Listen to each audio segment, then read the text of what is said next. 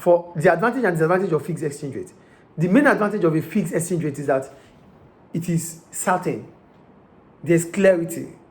So whatever, as a business, as an individual, as government, you know that whenever you need to export, you know the price of your export.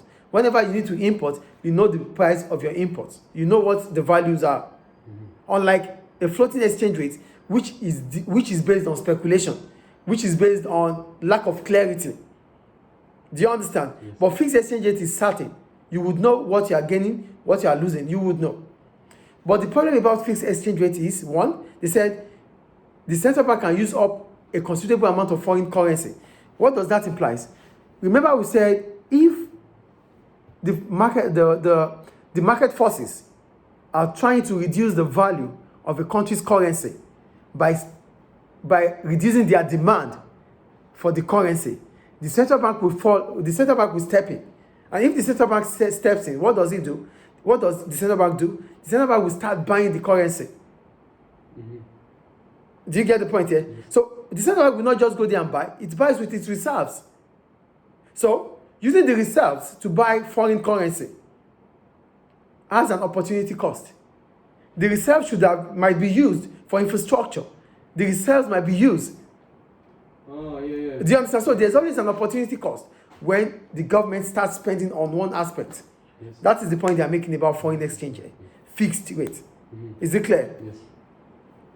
If the exchange rate is under downward or upward pressure, it may also have to implement policy measures which may conflict with its other government objectives. For example, a central bank may raise the interest rates to reverse downward pressure on the value of currency. A high interest rate may cause unemployment and slow down economic growth. You see, whatever government policy is, there might be conflicts. Just like what they said here. If the government is trying to maintain the value of the currency, the government of the country might increase the interest rate. Increasing the interest rate, are you getting what I'm saying here? Mm-hmm. If government wants to try to ensure that the fixed exchange rate is stable, is constant, is fixed, government doesn't want it to lose its value. Government might come up with monetary policy by increasing the interest rate. As soon as the interest rate increases, it affects aggregate demand in the economy. How? If interest rate increases, savings will increase. If savings increases, aggregate demand in the economy would fall. Firms will not be selling as they used to sell. As a result, they might start reducing the number of workforce, they might start laying off workers. So, one government policy is conflicting with one government objective.